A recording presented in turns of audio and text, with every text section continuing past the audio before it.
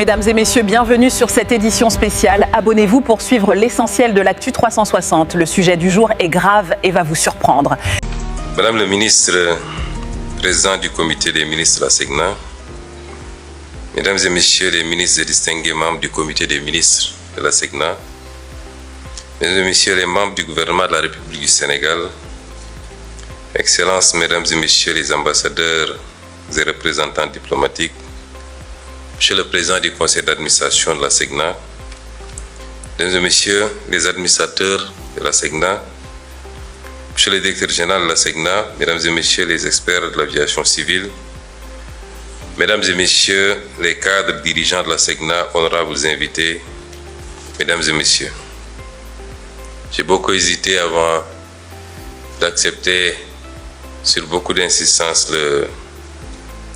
l'invitation de Monsieur le ministre du Transport du Sénégal à venir procéder à l'ouverture de cette activité extrêmement importante. Et je n'ai cédé, malgré, comme l'a rappelé Madame le ministre tout à l'heure, je n'ai cédé que parce que pour mon attachement à tout ce qui est panafricain, tout ce qui est communautaire, parce que je suis de ceux qui sont intimement convaincus que nous n'avons pas de destin isolé. Nous ne pouvons faire qu'ensemble. Nous y sommes contraints par l'histoire, par la géographie et par les réalités géopolitiques du monde.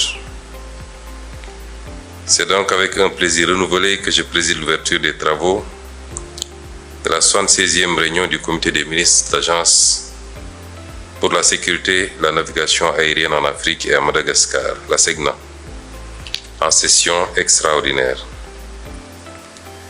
Notre pays, le Sénégal, a l'insigne honneur d'accueillir cette rencontre dans un contexte continental marqué par un regain de volonté d'intégration et de souveraineté institutionnelle. Et je me réjouis de voir qu'on a notre voisin de la Gambie qui est invité aujourd'hui comme observateur et notre ami du Rwanda qui est également présent.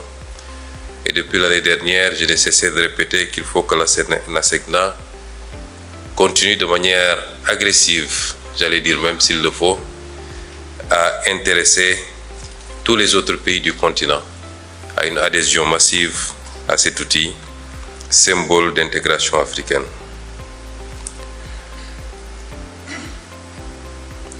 En cette heureuse circonstance, je souhaite au nom de son Excellence, Monsieur le Président de la République, Bassirou Diomaye Diakhar Faye, à mon nom personnel, ainsi qu'au nom du gouvernement et du peuple sénégalais, la plus chaleureuse bienvenue est l'expression de notre solidarité fraternelle à tous les membres du comité des ministres de la SEGNA et à leurs délégations respectives. Madame la Présidente du Conseil des ministres, la Présidente du comité des ministres, je suis très sensible aux mots aimables que vous venez de prononcer au nom de vos pairs à l'égard de notre pays. Le Sénégal, fidèle à sa vocation panafricaine, aujourd'hui plus que jamais, demeure profondément attaché à la cause de la coopération technique et à la souveraineté institutionnelle du continent. Terre d'accueil et pionnière de la construction et de l'intégration africaine, notre pays continuera d'abriter et de soutenir les organisations communautaires qui incarnent la solidarité et la souveraineté africaine. La confiance que la SEGNA accorde régulièrement à Dakar pour l'organisation de ces réunions stratégiques traduit certes un lien historique, mais ce choix récurrent souligne également le rôle pivot du Sénégal, État hôte du siège de l'agence, acteur, moteur de sa diplomatie aéronautique et partenaire constant dans la mise en œuvre de ses programmes de modernisation. Il atteste également de l'engagement indéfectible du Sénégal, sous le leadership du président Bassirou Diomaye Diakhar Faye, à œuvrer pour une Afrique maîtresse de ses infrastructures critiques, notamment dans le domaine stratégique de la navigation aérienne. Chers membres du comité des ministres de la SEGNA, Mesdames et Messieurs, la SEGNA mérite toute l'attention et la reconnaissance que lui portent les États membres, car elle constitue l'un des plus beaux exemples de souveraineté partagée et de mutualisation réussie en Afrique. Créé à une époque où nos jeunes États indépendants cherchaient encore leurs repères, elle a su rester debout, stable et performante, là où d'autres institutions ont cédé sous le poids des divergences nationales. Je disais tout à l'heure dans la salle aux ministres et aux responsables avec lesquels j'étais que le plus grand regret que nous devons avoir quand on examine la SECNA, c'est la perte de cette compagnie panafricaine qui était Air Sénégal. Air Afrique, même si Air Sénégal souffre également en ces temps qui courent. Les principes fondateurs de notre agence, que sont la solidarité, la compétence, la mutualisation et la neutralité technique, ont permis à la SECNA de transcender les aléas politiques et économiques, demeurant ainsi un instrument essentiel de la connectivité, de la sécurité et de la croissance africaine. Cette résilience fondée sur une gouvernance collective fait de la SECNA une référence mondiale dans la gestion intégrée des espaces aériens multinationaux. Mesdames et Messieurs les ministres, les travaux de cette session témoignent de la volonté renouvelée des États membres d'orienter la SECNA vers l'excellence et l'innovation. L'examen du plan d'orientation stratégique 2026-2035 et du plan de services et d'équipement 2026-2030 traduit une démarche lucide et responsable. Dans un monde où les défis technologiques, environnementaux et sécuritaires s'intensifient, la planification stratégique devient un acte politique majeur, garantissant la durabilité, la compétitivité et la souveraineté de nos services publics régionaux. À ce titre, la SECNA a largement prouvé que la coopération interafricaine n'est pas un slogan, mais une réalité opérationnelle, mesurable et performante.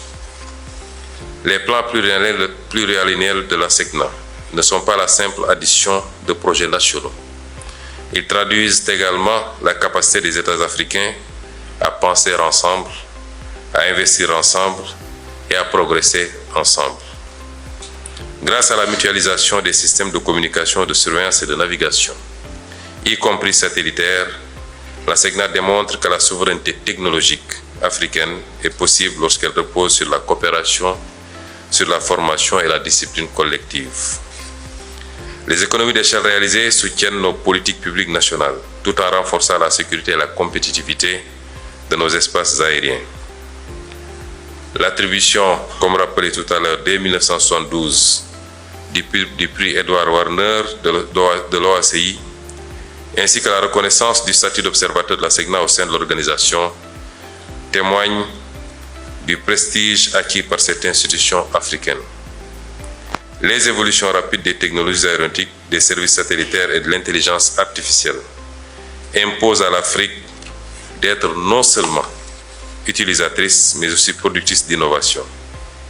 La SECNA doit rester en première ligne pour garantir une navigation aérienne moderne, sûre et souveraine. Rappelons enfin aux membres du comité des ministres que vos délibérations sur la gouvernance de la SECNA sont d'une importance stratégique majeure car elles visent à consolider la transparence, la performance et la redevabilité dans un contexte où la maîtrise des coûts et la qualité des services sont des impératifs partagés. Chers membres du comité des ministres, le parcours de la SECNA nous enseigne à suffisance que la maîtrise collective de nos cieux est un symbole de la maîtrise de notre destin. Votre instance a la noble responsabilité de préparer l'agence à relever les défis de la transformation numérique, de la sûreté aérienne et de la durabilité environnementale. Je voudrais saluer avec une profonde considération les contrôleurs aériens, les ingénieurs, techniciens et experts qui assurent quotidiennement, souvent dans l'ombre, la sécurité et la fluidité de nos espaces aériens.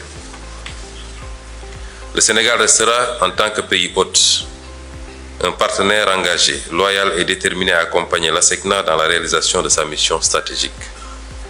C'est sur cette note d'unité, de souveraineté et de confiance africaine que je vous invite à poursuivre vos travaux en vous sentant pleinement chez vous à Dakar et partout au Sénégal, à Dakar particulièrement, capitale du panafricanisme institutionnel et siège de notre fierté commune, et déclare ouvert les travaux de la 76e réunion du comité des ministres de la SECNA. Je vous remercie de votre attention.